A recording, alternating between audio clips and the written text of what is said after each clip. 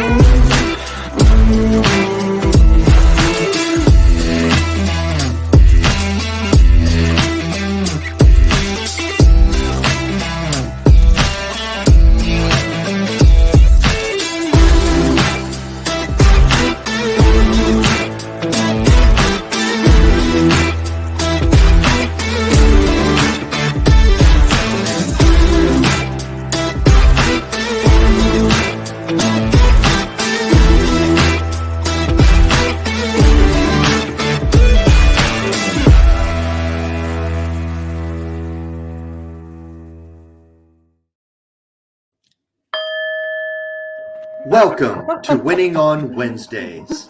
I'm your host, Tony Merwin. My friend over there is Joe Campert. We're here every Wednesday at 9 a.m. sharp for your viewing pleasure. What's up, baby? That is good. I did not know you were going to do that. And that perfect off the mic, too. Oh, man, that's good. I'm so glad to be back in the office. You guys probably, some of y'all might have known I've been traveling the past week. So yesterday was my first day back in the office. Man, I'm doing good, dude. I'm excited for this call. Winning on Wednesday, I had to miss you guys last week, so I apologize again. I was kicking it with my family, hanging out with my grandpa. Some good family time, though, but definitely good to be back. The abuelo. Hey, the abuelo, Papa Lali. Everard, I don't know where we call him. We call him Lali, but his name's right. Everardo. I'm like, where did that come from? But no, it was really good, man. We got some really good pictures of him and just, I mean, his great grandkids, right? So that's definitely, I guess I'll go right into my weekly win. That was a weekly win. And then I've got to get a shout out. Amar, I'm talking about you. After this call, Amar is going to have literally his best sales day in his career.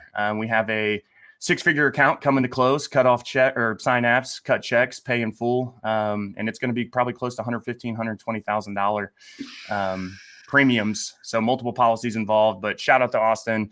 That's a win, because when you see somebody win on your team, anybody that's listening to this, that's kind of sitting in that seat, it's a better win than if any of my personal wins, right? So I love seeing that the guy's been in insurance for like 18 months, and he's doing a builder's risk, workers' comp, business owner policy, like 15 G's. Yeah, it's sick, right? And it's a 96,000 square foot warehouse. So that's just that is definitely my win. Shout out Amar. I know you can hear me because my door's cracked. That's awesome, man. Maybe he'll be able to afford a comb or a brush. He did. Hopefully he didn't hear that. I hope he did hear it.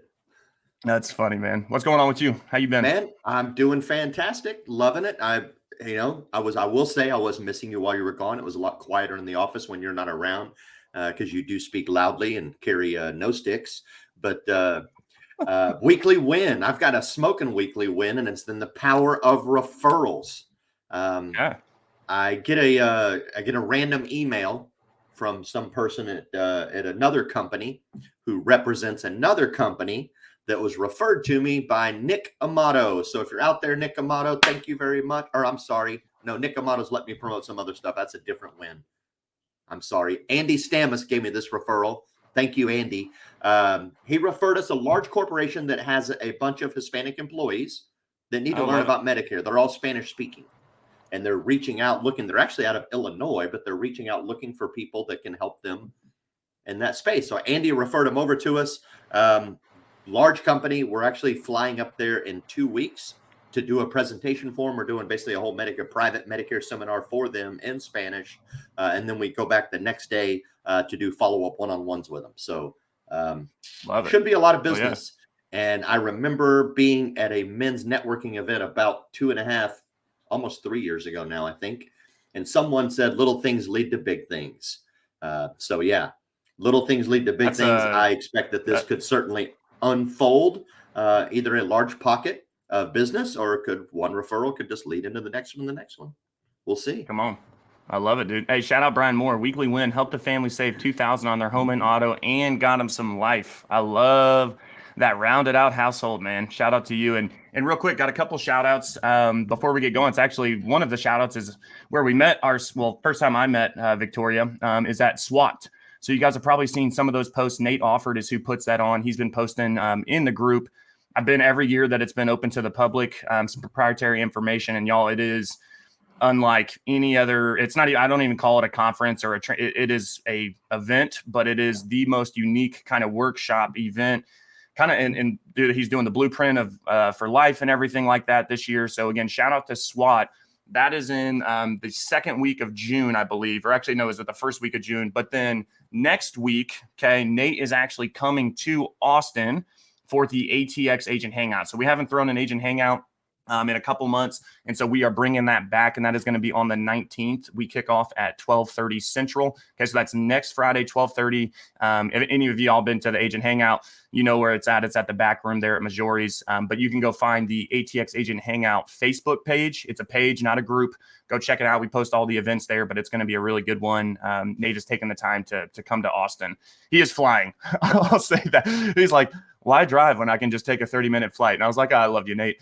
But shout out to Nate. And then last shout out to is to one of our newer sponsors for Winning on Wednesday show. So some of y'all have probably seen some of that rolling out to where we are basically having sponsors come on and sponsor the podcast, right? To where we're not charging the members. We're keeping it free for all of our members. That is the goal of the group.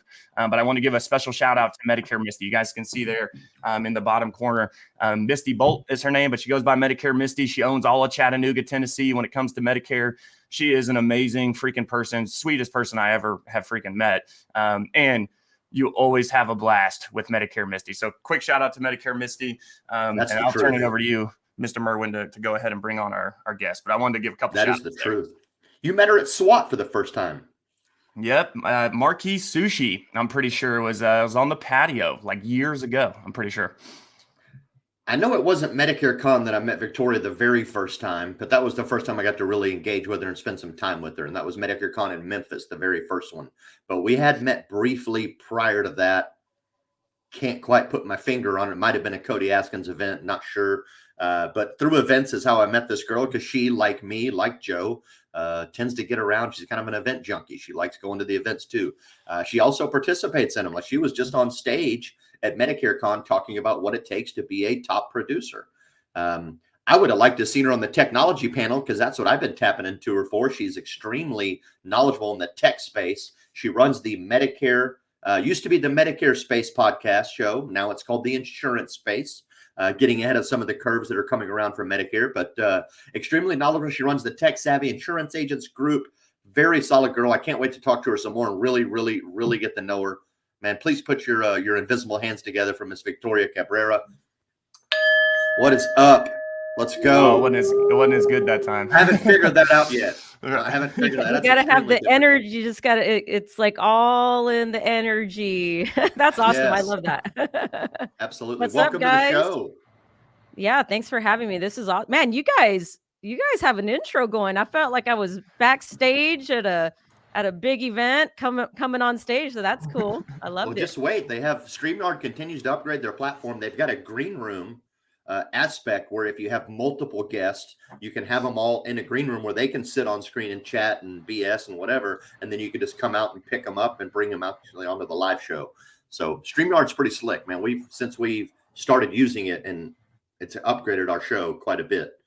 So and it continues to get better, but nonetheless, this is all about you, not about us. So take a little moment, just tell her. I mean, most people probably know who you are, but just take a little moment and tell everybody who you are, what you're about. Yeah, absolutely. My name is Victoria Cabrera. I'm the owner of the Medicare Space, transitioning to the insurance space, just in light of the new rules. Not something we have to do, but anyway, been in the business in health insurance, PNC, and life, all of it for the last 17 years. I think I started when I'm going to tell my age, but I think I was like 22 when I started. I started out in call center. Actually, my very first job at 16 was working in a call center. So I've been call center from 16 all the way up until probably 2015. So Started out as an employee, was an LOA after that for a broker for about 9 years. Sold PNC. Joe, good God, I will never Come do on that with again. Sold it. PNC group insurance over the phone. Did that for 9 years. And then I was kind of trying to I was like, man, I gotta get out of this just day-to-day stuff, right? And then I went independent in 2015. I mentioned on another podcast I did with negative red. When I say negative red, it's that red that you see in the bank account, right? I had no plan. I had no capital. I had nothing. I literally had nothing. And I still had a mortgage, right? I had a mortgage, a car payment, and just hustling and selling insurance was what was able to get me out of that spot. And now we're here. I have an agency, we have a distribution channel as well as LOAs, and we're just trying to get by, man. We're just going with the motions just like everybody else. So I love Well, it. you're doing I a love little it. better than everybody else. I try not Right. to compare, because then I start comparing myself to other people. This like, God, dog, I suck. Yeah, right. Literally, I was just doing an agent training on that last week, where it's like, hey, comparison freaking kills. Where a lot of people know my story on that, where I went out to an event and this dude, it was when Redwood was first getting going, Yeah. and we're kind of like, we don't know, if we're doing good. This was kind of before we turned into event junkies as well. And I remember I go to this event out in San Diego. It was right before COVID, and this dude's talking about how he's got a $27 million book, this, and this, and I'm like, damn, we suck. But it's all relative, right? He's got 30 staff, been open 10 years, started with a bunch of capital. And we have a very similar story in that, Victoria, where it was bootstrapping it. We got to hustle and sell some things. I think there's so much power and testimony that come from that, right? Like the invaluable experiences that you probably had in that. It's good stuff. Yeah. Wouldn't take it back. I know a lot of people probably struggle, especially right now and in this climate, right? And I just always remember those days. Like, man, you've because whether you're independent or a business owner, you're going to have highs and lows. Either you're trying to pay a phone bill or you're trying to make payroll. So everybody. It's funny when I equate my stresses to sometimes we have a bad month. I'm like, crap, what the heck's going on? Nobody's picking up. Nobody's meeting their appointments. The sales are down. The distribution's not bringing it. Like, what? That you feel like your world's falling apart. And I relate that to when I was starting out, when I couldn't pay my light bill. Like, my literal light shut off. I was like, phone bill or light bill? I'm like, well, I could use the phone, right? I don't need the light. I Don't could need the lights to work make in the money, but light. the phone's a priority. Yeah, the phone is what's going to allow me to call my leads and follow up. And as long as I have my phone, I can go find internet at a Starbucks or something, And so, as a business owner or independent or even an LOA, you're always going to have those lows. So just expect that, right? Expect those lows, because you're not invincible to that. I don't care if you're making $100 million, you're always going to have those moments. So I just want to put that out there today. I know it's Winning Wednesday, but I just want to throw the real out there. Not every what's the time win? What's the win? Speaking of the win. A personal win of mine is I've been on this. I hired a health coach about 8 weeks ago. I'm down 22 pounds just eating right. Yeah, it's crazy. I'm like 22 pounds, right? I'm still going for another 25 more, but I really was trying to get my health right. So that's a personal win. A business win would be getting my name changed in a 2-day span. I sent it over to my design girl and she got it done and within a day. So I was like, I need this done, and she got that done. So that was a win for me on the business side. It's nice having people in your corner that are accountable and actually do their work, isn't it? Yeah. Yeah. It's a rarity these days, man. I'm telling you, that's a win. You find somebody that's like, oh, I like to work too, and actually turn around stuff accountably. Exactly. Yeah. Yeah. I'm curious, Victoria. Call center. First call center. What was the call center? Is it like an insurance call center, or did you have call center experience before you got into insurance? So when my first job at 16, I was still in high school. I was working full time in high school because I was working night shifts. And the only thing I could get out, because I was like, I am not going to work at McDonald's and all. I just don't like smelling like food when I get home, So I was like, where can I work? And so this company was hiring at $6 an hour. And I was like, $6 an hour? Hell yeah, back then. And it was, I was actually doing sales for Amex. It was like trying to sell their credit cards. Yeah. And I mean, talk about getting your tough skin, right? And that was Right. like those dialers that were like bing, bing, bing, like you don't get a breather. And then you have quality assurance that pops up at the top, like, hey, you didn't do this right. It's like, oh crap. So my jobs were always in call center, whether it was selling credit cards, phone services. I remember when I first moved to San Antonio, I worked at West Telemarketing. For people that are in San Antonio, they know what that is because that's where everybody goes to work, right? And then I was just like, man, I was always just chasing that additional money, right? Like, where can I get paid more? And I found this job with Humana. I'm sure I can say the name. I'm not with Humana was hiring, and I applied, and they put you through training to get you licensed on the health and life side. And so that was my first start in the insurance career. I mean, I was just like, oh, this is cool. We get to talk about like health conditions and stuff like this. So that's kind of where I started. And I really got my foundation with Humana selling individual health insurance before Obamacare was a thing, where we were had that 80 questionnaire where, do you have this? Do you have that? And when you get to certain things, they'll be like, I have this.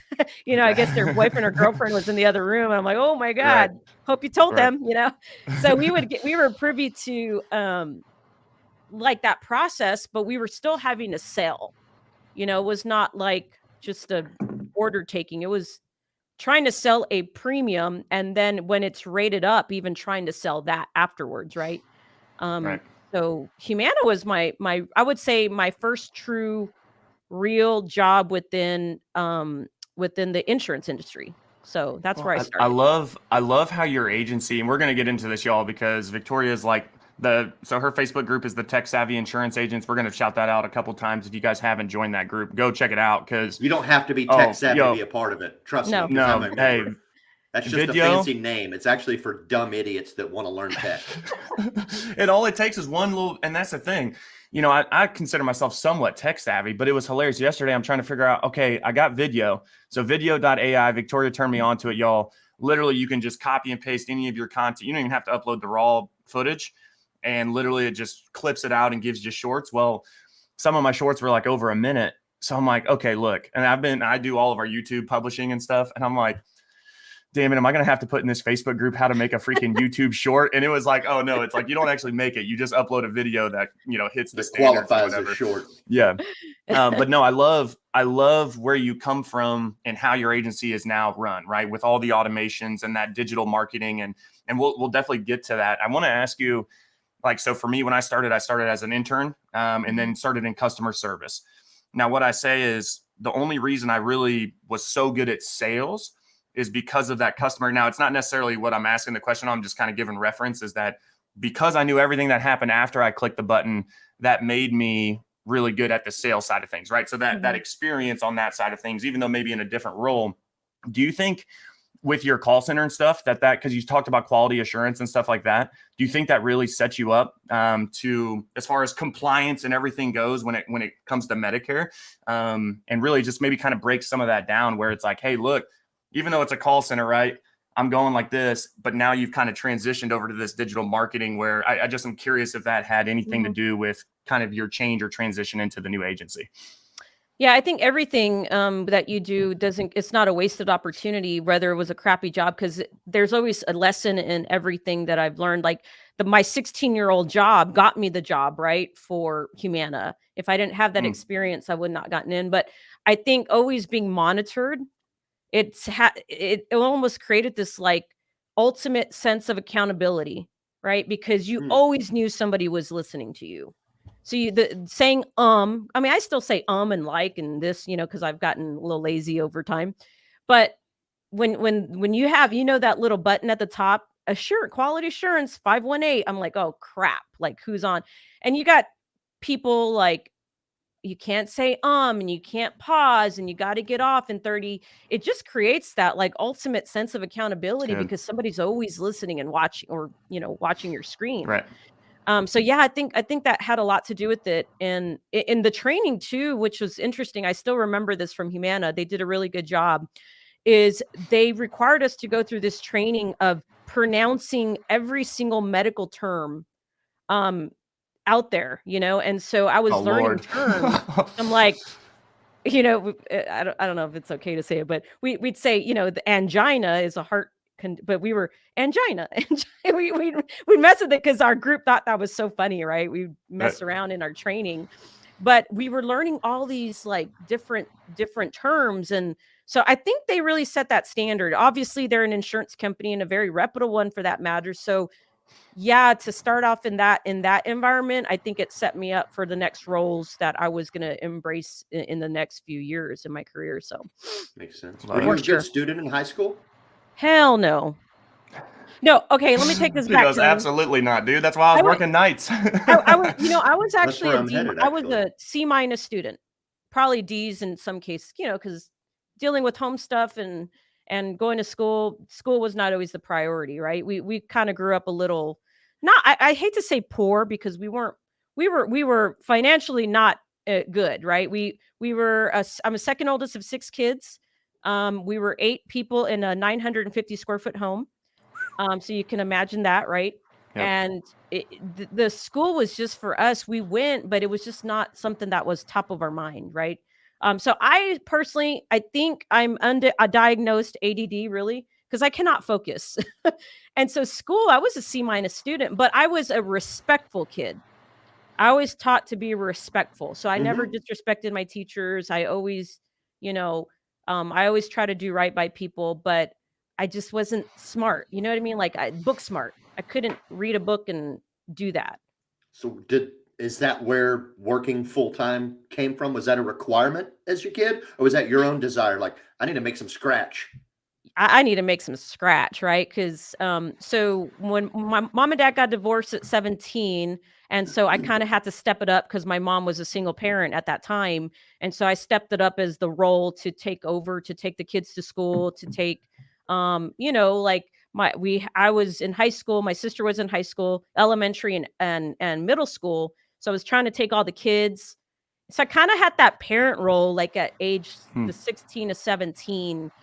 But I always wanted my own money because I didn't ever want to ask, because I know we didn't have it. So I think I wanted it. So that way I wouldn't ever rely on anybody to have to get something, if that makes sense. So I think that kind of, let me go get if not, I probably would have been in college playing softball because I was really good at softball. But my coach was really upset that I got a full-time job because, that would take away from the Practice sport. stuff. Yeah. Yeah. So It's good.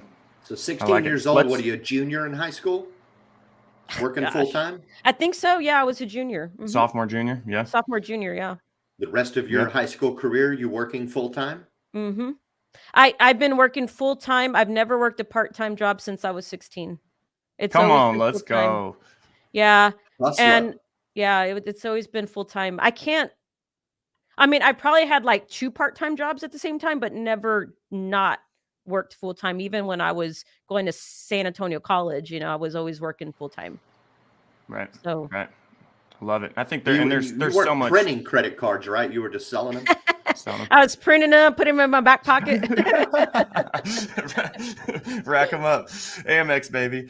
I love it. Real quick, too, before I want to stay, before we get into kind of the actual agency side of things, I thought we were kind of going there. I wanted to actually stay a little bit here. And Alex Jackson, I saw you ask, Kenneth put it here, or Ken put it here, video.ai. That is what Victoria posted about in her group that I learned, and it is sick. It's like $300 a year for the pro version. It's 1080p downloads. Like, it is awesome. So yeah, shout out to you, Victoria, on that. But that's kind of really where I want to stay before we get into kind of the agency stuff. And then we'll kind of round out the agency stuff with a little bit more digital marketing.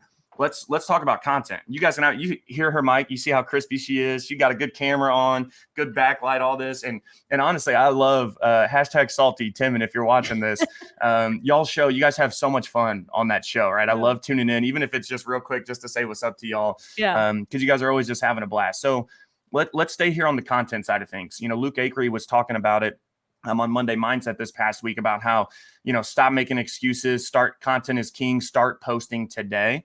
What is content done? Let's kind of high level overview, and then we'll kind of just bounce off each other from that. What is content done for your agency or for your business? Let's just say business, maybe not even for clients, but business as a whole.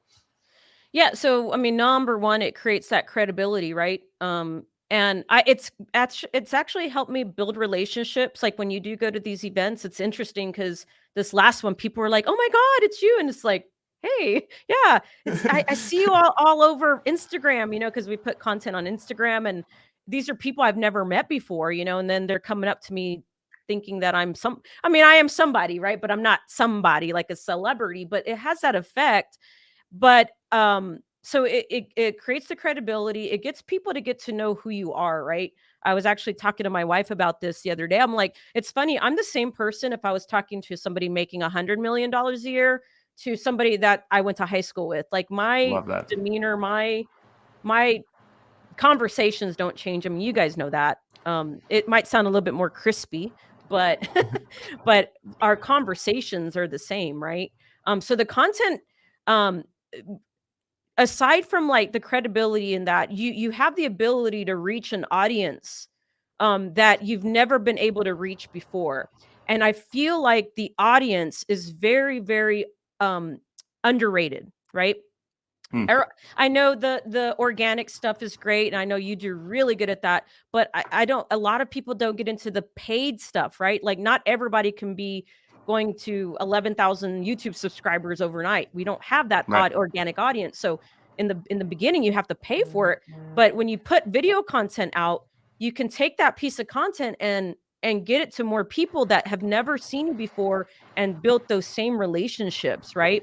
So I just Can love you it. can you can you break that down real quick too? Uh-huh. Because it's hard because you said content and you said video content. If Mhm. hey, anybody listening that's trying to get into the content game or maybe is just trying to ramp up what they got going right now, Yep. what's the best content to be putting out there in your opinion? I would say find something that my video guy said it best. Find something that you could teach, like you're teaching a 5-year-old how to tie their shoelace, right? So if you don't have, if you feel like, okay, step one, go to Medicare.gov and sign up for you can create stuff and tell people exactly what to do, right? I like to chit chat, so I don't necessarily go by the book. But if you're getting stuck, find something and teach it in a way that a 10-year-old can understand it, right? um and the how to's, but most people want education and entertainment, so you have to find a way to marry the two, right? Right. Like you mentioned the live show, we talk a little bit of insurance and a lot of everything else because nobody wants to hear about insurance for 5 hours, so we let's talk about our let's be life. honest. Insurance ain't that sexy, y'all. No. Yeah. But it's funny because I love to watch like before and after pictures, like the before and the after. I love to get inside videos of the offices. Like if there was a channel on specifically somebody that just went to business offices all day, I would be 100% subscribing to that channel, watching those videos every day. You just never know what people like, right?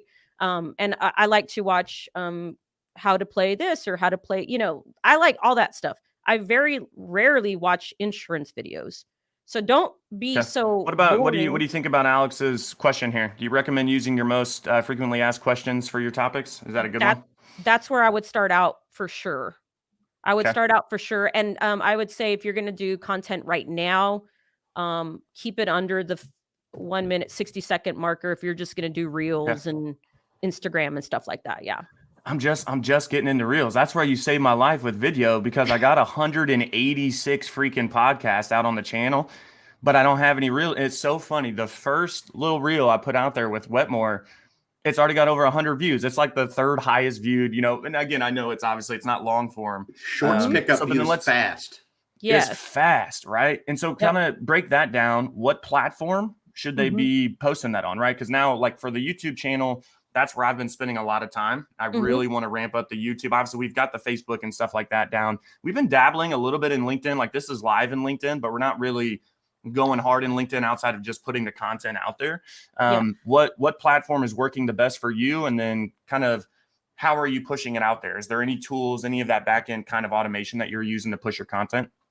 Yeah, so I would my first advice would be don't try to go all in on all the platforms. So know your product, right? I know you Right. guys have different niches in here. So ours is Medicare. I know my Medicare people are not on LinkedIn. I only post LinkedIn stuff to be business related, but my Yeah. people, my consumer is on Facebook and Instagram, even TikTok, right? But I don't even want to, right now, I'm not focused on TikTok right now, and YouTube. So, but I would say pick 2 or 3 of your favorite platforms.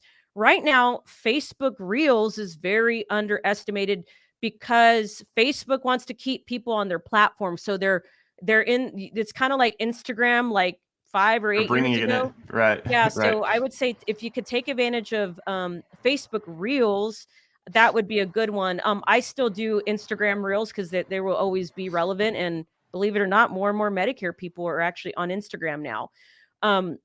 So pick that platform that's good. If you're trying to go after lawyers, then you might need to be on LinkedIn and maybe Facebook too, right? So just got to pick the platform.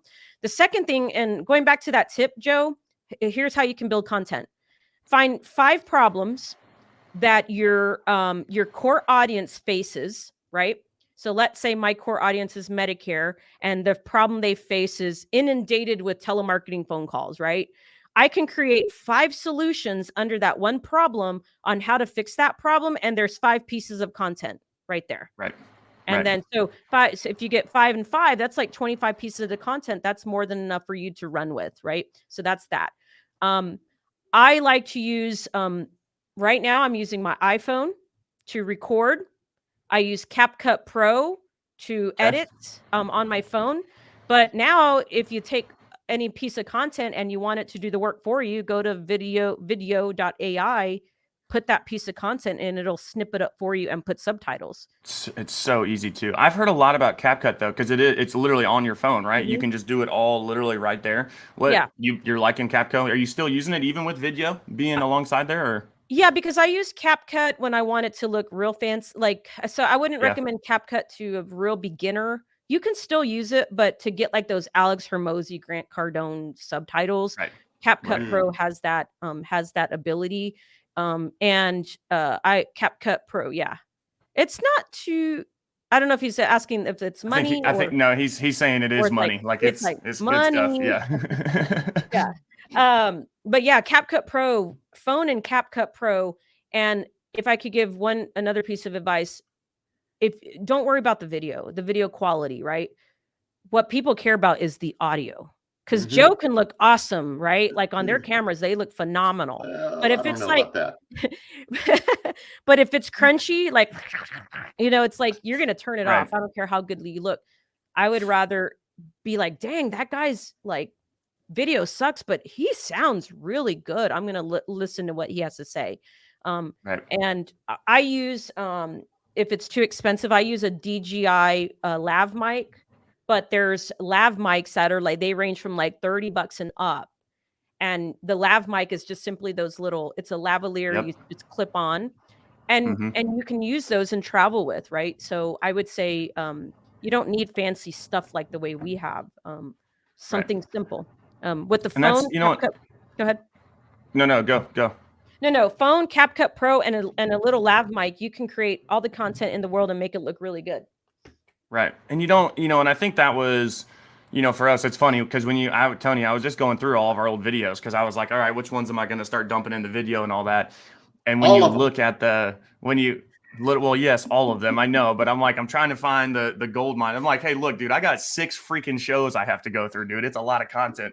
But it was, it's funny to look back at when we first started this thing where actually our first episodes, we don't even have, because it was like when Facebook grew, you could go Facebook Live with others now. So you could just send a little Facebook Live invite, and that's how we started it.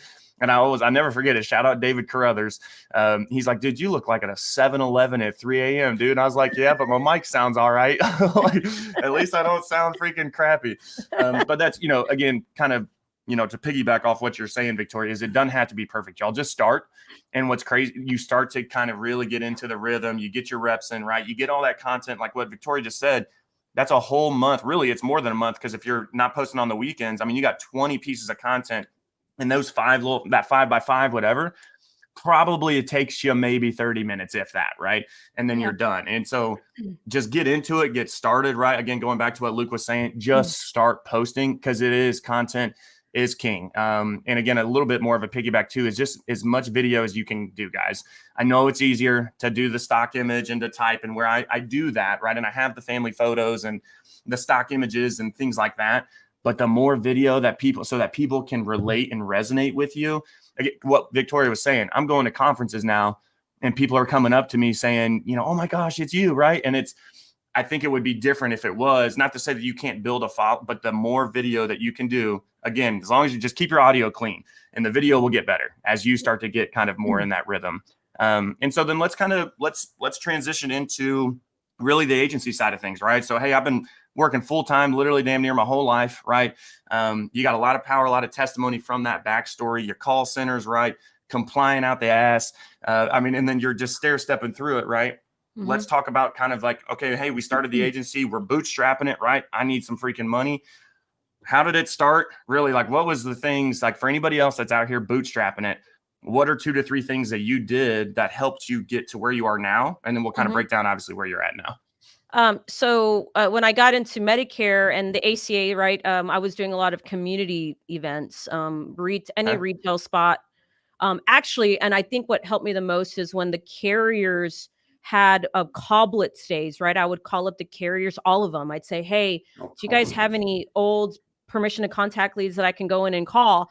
And they'd be like, yeah, you can come in. And then I'd call that carrier and another carrier, another carrier. So I had like 3 or 4 days worth of 4 hours of work, right? That I could just call. And some of them were out of town, right? Not all of them were local. So I was willing to do that. I mean, in my first 2 years, I was driving everywhere. I mean, I was driving 2 to 3 hours just to run a T65 appointment, hoping, and I was so new, I wouldn't even ask if they had the Part B, right? Some of them might be like, you don't have the Part B? Crap, I just drove 3 hours, right?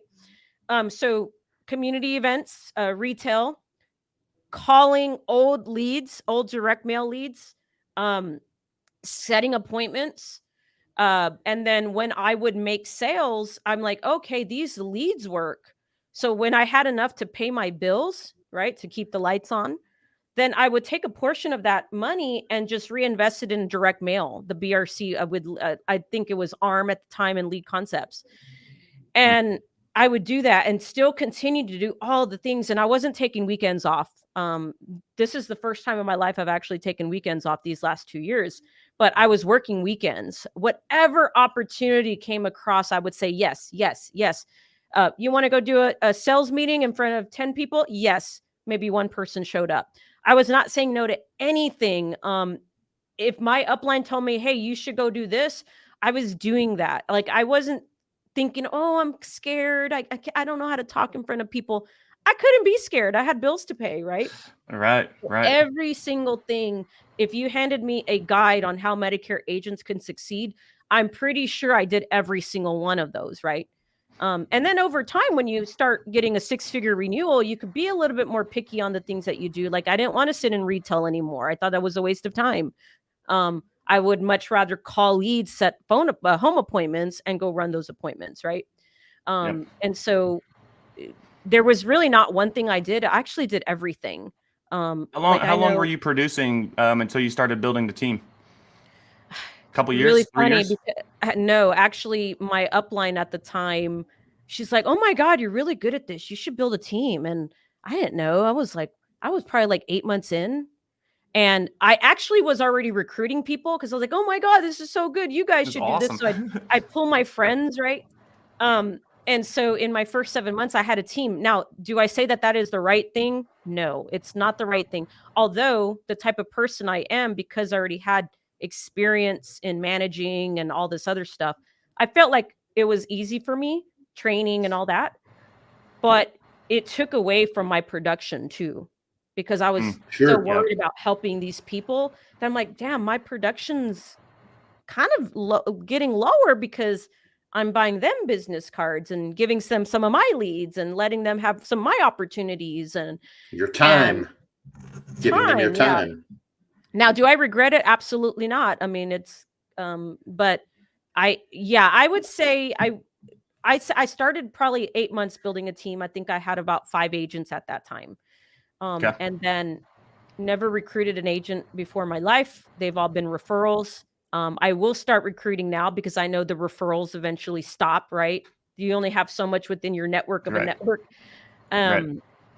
But I would say I would not recommend that to somebody start. That's just my personal opinion. I don't recommend recruiting right outside the gate, especially not for Medicare. Learn the ropes. Well, and like if I'm having to run all over the damn town and I don't actually have the time to give them, don't bring them in, right? Yeah. And I think, a couple points on that, because that is the hard part, because I haven't been in production. I can, right? But I haven't been because I'm the head hunt. I feed the team. And I remember that transition where I'm like, oh my gosh, I could have sold that. It's like, man, if that was me sitting in that, but then it really is like, well, I'll never be able to build. I'll have to sit in that freaking seat. I'll never be able to, I'll be working in the business my whole life and not on it. But I think you had a really good point that this is actually kind of, I don't know if I would call it controversial, but I hear a lot of back and forth on it, is that not to spread yourself too thin. It's like, because, well, especially now, obviously when we first started it, there wasn't that much out there to really spread yourself that thin. But I think even, when I first was starting with Redwood, all we had was, I'm cold call. I am saying yes to literally everything. I'm going there. I'm picking up the phone. I'm working weekends, all that stuff. And I think a lot of people say, don't do that. Y'all, sometimes that's all you have to do that. Right. And I think, Victoria, you're a perfect example of it. I've definitely had some of these moments in my life where sometimes there ain't no better way to success than it's your only freaking option, where it's like, you know what, dude, I have bills to pay. I don't care if I'm scared of public speaking. I have bills to pay, right? Or I have mouths to feed, or I have to put food on the table. Oh, I have a car payment. I got a mortgage payment, and some people don't realize that. It's like all the no's are taken away that, hey man, you need that car to get to those appointments, right? But you keep saying no to so much stuff. I think there's a lot of power to that, because a lot of people say, and I say it now too, but that's only because y'all like hear me when I say it, is that, well, I'm here and I'm coming up on 10 years in June. I don't want to spread myself too thin now, right? We've really found the lane to run in, but sometimes you got to run in 10 different lanes to really find your lanes, right? And then it's like, okay, hey, let's double down on these leads, right? Because these ones are really working. Maybe I can stop doing some of that retail stuff because I'm reinvesting here now. So I thought that was a really good point, because a lot of agents are told not to. But y'all, sometimes out the gate, you should be, right? And it really will help propel the business, in my opinion. So I thought that was really good. For sure. Yeah. I'm not, I always tell new agents, like, hey, you got to do what you got to do. Like, I don't pay your bills. The insurance companies in a sense can pay your bills, but you got to sell something. So you shouldn't be, in your first 2 or 3 years, you should not be picky unless you have like $100,000 that you can just use in capital and leads and all this stuff. That'd be nice. Yeah, it's like, but most people don't, right? They're leaving a career and they're trying to make this happen. And I also don't recommend, again, these are disclaimer, Victoria's opinions, right? Is if you're leaving a 6-figure job, you got to be very careful with people painting these big pictures, because it's going to be work, and you're probably going to work 80 hours a week, not 40 hours a week in your first 2 or 3 years. So testify right there. Or you should be. Yeah. So I would say a good recommendation if you're looking to go independent, right? Because there is nothing wrong with LOA. I was an LOA for 9 years and I was very happy. Then I got a calling and something called me to do more, right? But the 9 years, I was happy. If I was making I was in my 20s making $95,000 a year. I mean, that's net take home. I mean, not before, before taxes, but still I was like, hell yeah, I've made it, like, so don't get the shiny object syndrome just because you see all the big fancy numbers. Because remember, we still got to pay taxes. We still got to pay expenses. We got to pay payroll. You got to pay for leads. So you got to take all that. We're all in Texas, y'all. This shit ain't cheap here in Texas. It's especially here in Austin. I know it's getting that way in San Antonio too. I mean, everything is just getting pricey. 100%. Well, let's talk. So I know we're talking, guys, don't go chase all the shiny objects, but if you're going to chase any shiny objects, listen to Victoria and her shiny objects that she has in her agency. Because obviously you guys heard, I mean, it was years ago that she started making a 6-figure, even just renewal income, right? Obviously now has grown that and continue to find success. Let's take the last kind of 5-10 minutes. I kind of honestly want to hear, not the day-to-day, because I did hear you on Medicare Con. You're like, dude, I just come in and freaking work, bro. I don't block out my schedule like crazy, because then, or maybe start there, because I thought that was really good. I'll let you share that because I thought that was powerful. But then kind of take us through, all right, we get something, or how do you even get something in the door? And then what happens when that prospect or somebody gets in the door, or maybe even talk about some automations on the client once they're a client, what are we doing? But kind of talk about the blocking part of that, because I thought that was really good. Yeah. So when I was independent, there was no blocking. You work, you just do everything, right? Now that we have an agency, I do come in every day. I try to get here at 8:30. I sometimes don't leave till 7:30 at night. I try to be home by 6:30. But sometimes I'm here at night, right? With me right now, because I'm not producing, my job specifically as an agency owner is to drive revenue. And how to drive revenue is I become almost the marketer, right? The marketing person. And so what my job is like, how can we bring in higher quality clients, leads, make sure that the agents are fed, make sure that I'm relevant with the processes that are working till I can pass that down to my downline agents too, right? The agent partners. Because let's just be honest, direct mail right now is freaking pricey. I mean, cost per acquisitions are higher than ever. I think anybody can agree, except people that claim that they do all referrals. That's fine too. But when you're trying to scale, They claim the too. the referrals eventually it'll only be good enough for you, right? But what if you hire 5 people? Do your referrals extend to, right? Maybe, yes, but you still need stuff coming in every single day.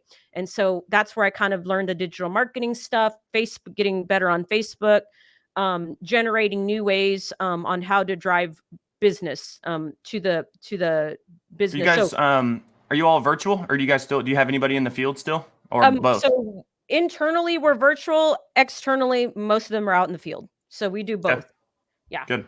Now if I have to go run a home appointment because somebody can't, I will go do it. I mean, I haven't had to, but I will.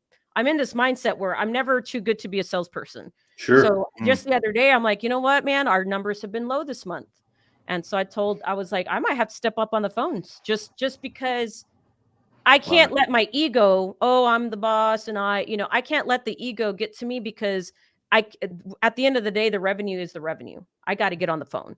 And so if I have to get on the phone and make some phone calls and follow up, and I will do it if I have to. That's typically when the sales start turning around.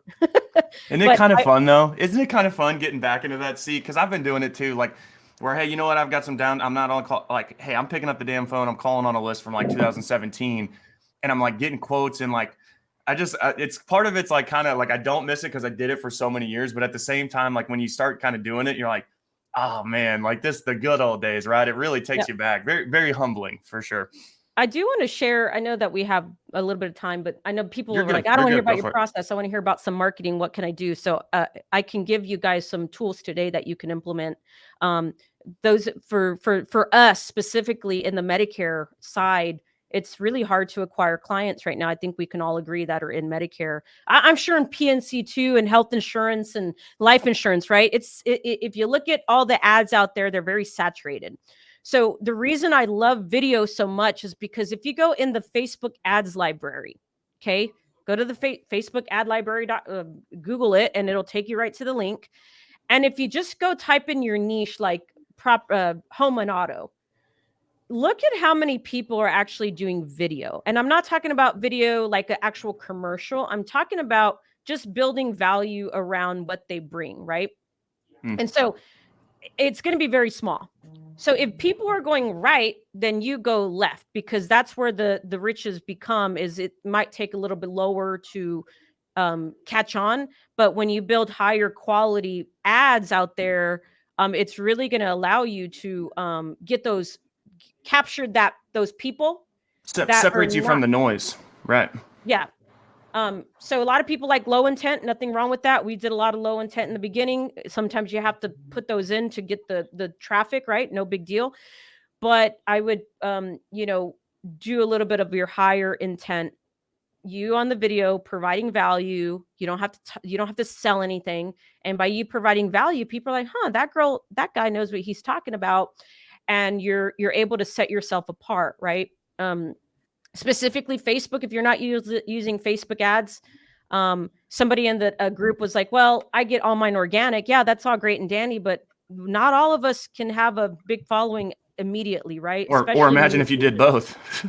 yeah, so you do both at the same time. And the goal, the dream is to have unlimited referrals and people just opting in on your website and you don't have to pay for anything and zero cost per acquisition, right? Like that would be the dream. But the reality is that is not the reality for 98% of people, right? Yeah. And so we have to pay for traffic.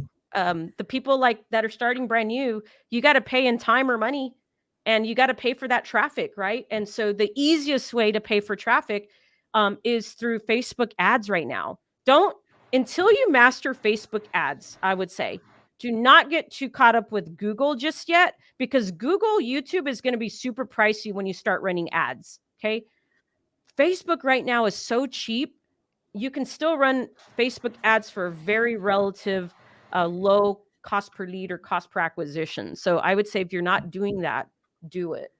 So then what's next step? So somebody, hey, I got a good ad copy. It's freaking hitting, right? But man, I can't get anybody to actually, the conversion's not there, right? The ads, I'm getting the clicks and all this, but for some reason, so what is your process kind of backing that? Like, hey, somebody they like the ad. What's the next step? How do they reach out? And again, I know you guys are different. PNC is going to be fill out the quote form, right? I know you guys maybe need that permission to whatever those types of things are that are, and be specific to Medicare. That's totally cool. So the reason I like doing video ad is because whether you're doing a lead form, a messenger, a landing page, it doesn't matter. Within the Facebook Ads Manager, you can take a look. There's this thing I was talking about in the group called hook rate. The hook rate is basically so it basically tells you how long or when you hook people, was it 50% hook? So then okay, the hook rate is I'm hooking people in those first 3 seconds. So right. if your hook rate is like 18%, that's not good. That means your Facebook ad's not that good, the copy, right? But if your hook rate is like above 48%, then you're like, oh, damn, that copy is good. It must be my landing page that people are not opting in. Or maybe I'm asking too many questions on the lead form. Or maybe the lead form is not congruent with my Facebook copy, right? So like everything needs to be congruent. If you're putting a face of, your logo, put the logo on the lead form. If you're putting your face on the ad copy, put your face on the ad copy lead form. If it doesn't look congruent and people click on that, they're going to be, what the heck's going on, right? So I love the video for this aspect because it allows you to, it tells you, is it the ad copy that is actually good or bad? Maybe you thought it was the lead form and it wasn't the lead form, it was the ad copy. And so with Facebook video, because you can track when people dropped off, it tells you when you're hooking your audience. If you're getting 25% views and there, you got 50%, 25% views, that's a great video.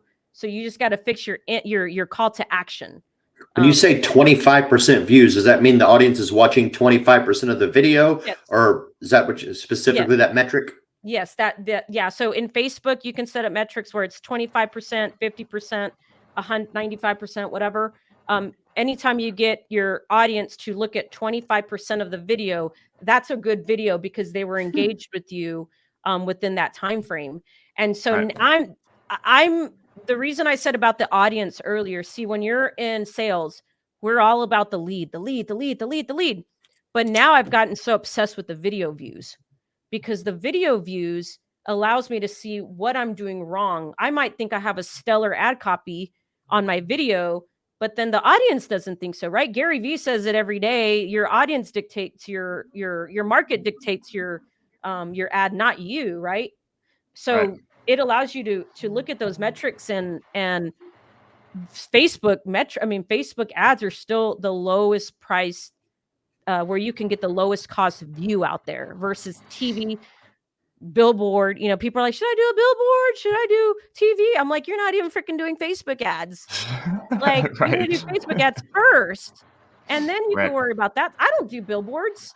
If I want to do billboards, it'll be because I want to look cool and I want my name out there in my city, which is fine for branding and all that stuff. But for money today, you need to use Facebook. Whether you're PNC, life insurance, health insurance. Well, and think about even stuff like that, not to take away from grassroots marketing, which I would classify a billboard as, and again, you need to be doing that. This is everything that I train on.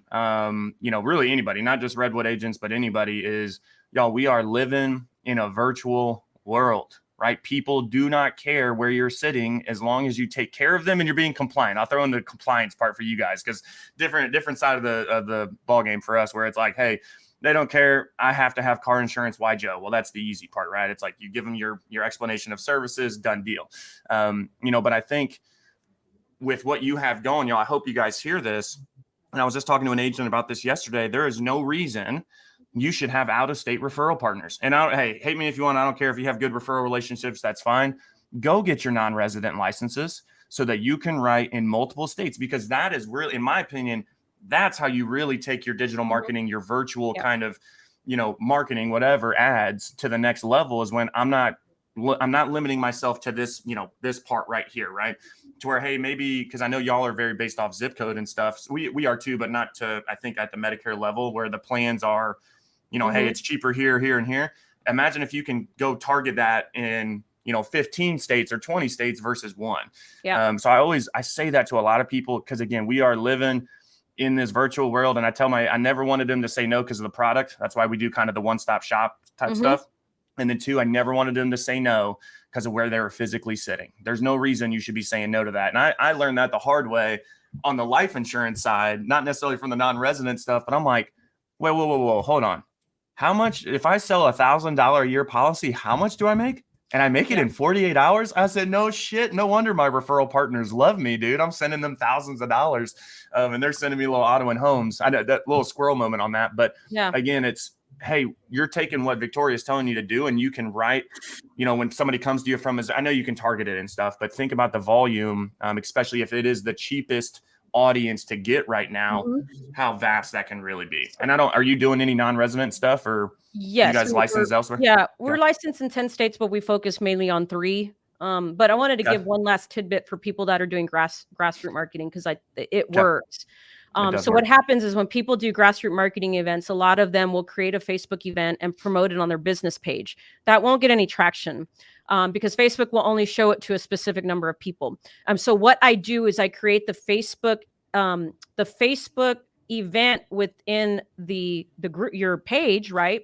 Then I go into the Facebook Ads Manager. I create a campaign, local event or whatever. I take that campaign. The ad set will be your location, which I did a 5 to 10 mile radius on our last event. And then I do it as an engagement. When you do it as an engagement, there's an option for event opt-ins or whatever, right? So then you take that link and you put it as the event. So when you promote that on Facebook, I'll just give you an example, right? One of my agents had to back out of an event that we committed to, and I was like, crap, I hate events. But I was in charge of the marketing, and I had like 5 days. I was like, shit, it's too late to send mail, right? And this was a big medical group. We had this whole thing set up for Mother's Day. I was like, all right, Facebook. So I created the quick thing. I put it out there. I put $200 on it at 35. I think it was like $30, $40 a day. I can't remember. And we were getting people opting in. I'm like, well, let's see how many people actually show up. So the day of the event, I get there an hour and a half early to go drop off the stuff because another agent's going to work that event. I was just there to drop off stuff. Well, there was already 6 cars lined up an hour before. So I called the people. I'm like, where are you guys at? You should be setting up. Long story short, by the time I left there, I couldn't even get out of the parking lot because there were so many cars lined up to get their little Mother's Day thing. And even the medical group got there late, and I was pissed because I'm like, dude, this was wasted audience right here. You had over 70 people. Wow. And it was nothing fancy. We were giving away little plants for Mother's Day, like little tiny plants. Nice. So where just 70? Gosh, 70 cars. And I'm like, and I kept asking because I was curious. I'm like, did they do marketing? She's like, no, we just put on the Facebook page. So I asked every single car before I was asking all the cars before I left. Hey, how'd you guys hear about it? Oh, something on Facebook, and my sister invited me. Oh, something on Facebook. And I'm like, holy crap. So this is the power of paid traffic versus sending flyers and all this stuff. You can still do that, but you can do this within a very short period of time. Yeah. And so that is the power of, promoting What would you recommend is, I know this is I'm sure it probably varies so much. New person starting out, what would you tell them? Hey, in order for it to really make sense, what's a good ad spend? What's the budget? You can start out an ad spend at $5 a day. And I know people will be like, you can't do $5 a day. I have about 4 agents right now that are on low budgets. And I said, let's at the very least do $5 a day. We build your audience. At best case, you get some messages. One agent in 30 days wrote about 6 turning 65s off of a $200 ad spend. Another agent, she's already has turning 65s locked in, like lined up. She just started her ad campaign 3 weeks ago. I'm actually privy to her account because I'm an admin on it. And I'm like, you're not following up with your messages, and there's messages coming in. So they're getting their messenger leads anywhere from $3 to $8 right now. And for their messenger leads, I mean, I guess they have a business page for themselves, right? Yeah. Mm-hmm. They have for that to work. Mm-hmm. Yes, because they're messaging the business. So $5 a day, you can set it up. But again, this is video views. This is video engagement. You have to do video. You cannot do just a little snippet of some AI person talking about Medicare. You have to do yourself, make it 2 to 3 minutes long. And $5 a day, you can do a lot. You're not going to get like immediate leads, but you're building that audience to retarget later. But you will get opportunities within that time, and it's $150 a month. I mean, if you can't afford $150 a month, then you need to go bang out some phone calls. No, pick up the phone. That's what I was going to say. Pick up the damn phone. Well, I know we're right at the hour. I want to just a couple maybe, or just take a quick 60 seconds. What are some tools, software, CRMs that you're using kind of in like that infrastructure within the agency? And you can just name a few or whatever is really working the best for you. So the only tools we use are the Go High Level platform. Okay. The Kixie is our voice over IP system. We do have a different CRM. Right now we're using Radius for our customer. Is that Radius Bob? Is that what it's called? Bob, yeah. Radius Bob for our customer to manage our clients. We may move that over. I don't know what the acquisition, I don't know how that's going to look, but honestly, guys, we don't really use a whole lot of systems for our, like the day-to-day calling. The Go High Level system, you could do pretty much everything. We build our landing pages in there. We can build out our workflows, automations. You can make phone calls. I mean, we just do everything in there. Obviously, aside from our quoting systems, right, that we use. But we use like 3 systems. That's it. We don't use anything fancy. And don't need to reinvent the wheel. I love it. Yeah. That's good. Well, take the last 30. Well, hold on. Tony's got I see Tony. You got a question, Tony? I was kind of curious. You're sitting here coaching us on all this stuff. Who or where are you learning some of your items from? Like, where are you going to learn your Facebook ads? Is this all by doing an experience? Is it a mixture? Or is there certain videos, channels, resources that you're tapping into to help escalate your knowledge as a good student? In the beginning, when you don't have money, YouTube has it all, right? But you will have to sift through hours and hours of content. Then I purchased like little courses here and there, right, over the years to learn it. Then recently I was in Josh Lustig's course that taught me the webinars. So that was good. So my knowledge plus that was like just fuel on the fire. But now what I try to do is I just signed up for an event, how to leverage AI and stuff. And so I just try to immerse myself in things, books, branding book. You can immerse yourself in AI. My Lord. It is don't crazy. immerse yourself too much where you're not implementing, right? So start, if people always ask, how do I create a Facebook ad? Go to YouTube. How do I create a Facebook ad? And there's thousands of videos that will walk you through a lead format. Now, the magic is in the framework, right? So what I mean by framework is, what are you doing? Are you doing a video with an engagement? Are you doing a video with the lead form? How are you positioning that? But a lot of the stuff in the beginning, guys, was just YouTube. I mean, I'd go in there. How does Facebook work? Actually went to the Facebook blueprint and read the whole thing, because I want to know what CPM is, CPC, hook rate, all these things, right, that we talk about. You can even get a little certification to be a Facebook advertiser. Technically, I am. I don't know that did anything. But you learn, Facebook has a lot of resources within it But that paired with YouTube, paired with now Chat GPT, you could just ask that thing anything. You can learn just about anything, but start with one thing and then implement and then go to the next. Right. Like Tony said at the beginning, the small things lead to the big things. 100%. Well, Victoria, take the last minute. How can people reach out to you? Promote what's the group again? And then we'll close out from there.